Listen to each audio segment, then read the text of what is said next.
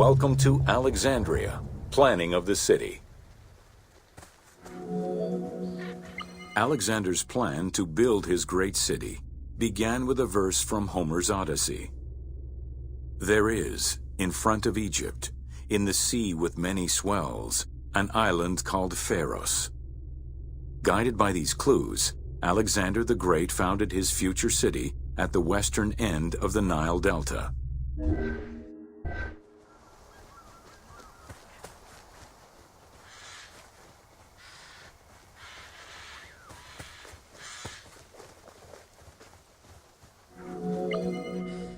The great walls of Alexandria had a humble beginning. Lacking chalk to outline the future city's foundations, architects were forced to use flour instead. Clouds of migrating birds swept down and ate the flour, erasing the plans.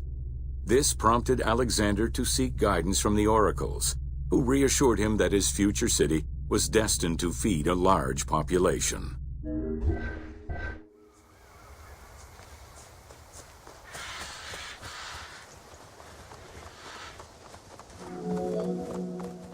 Though Alexander considered this location ideal for his great city, it presented considerable challenges.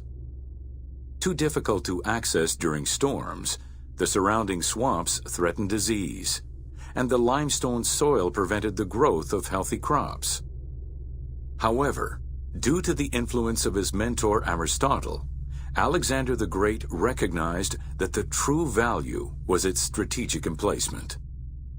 Alexander knew that in controlling Pelusium to the east, Memphis to the south, and his crowning glory Alexandria to the west, he would create a triangular stronghold, allowing him to control the entire delta while giving him access to the Mediterranean.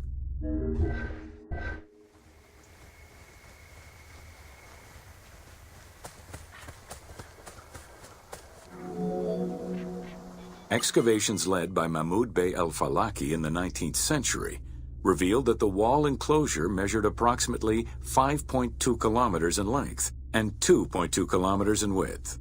It was roughly 9 meters in height.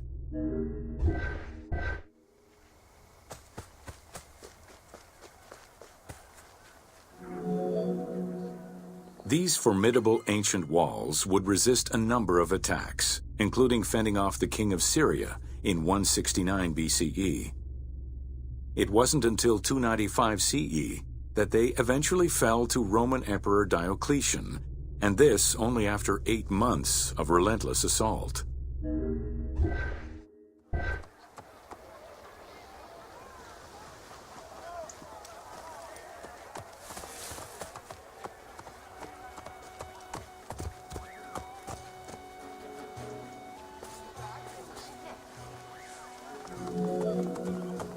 Alexandria's principal architect, Dinocrates, chose a Hippodamian grid plan.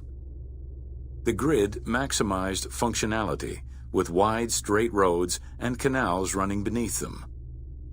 Alexander recognized the military value of the city's design.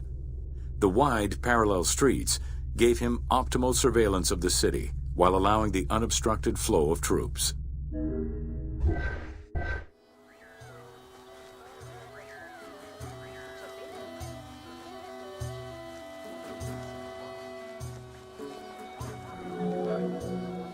A central corridor ran from the Mediterranean's north port down to Lake Mareotis to the south. This thoroughfare acted as an unobstructed link for commercial trade and travel between the two ports. Many of the streets were bordered with grand buildings and parks, including Canopic Street, with its impressive gate bordering the eastern end.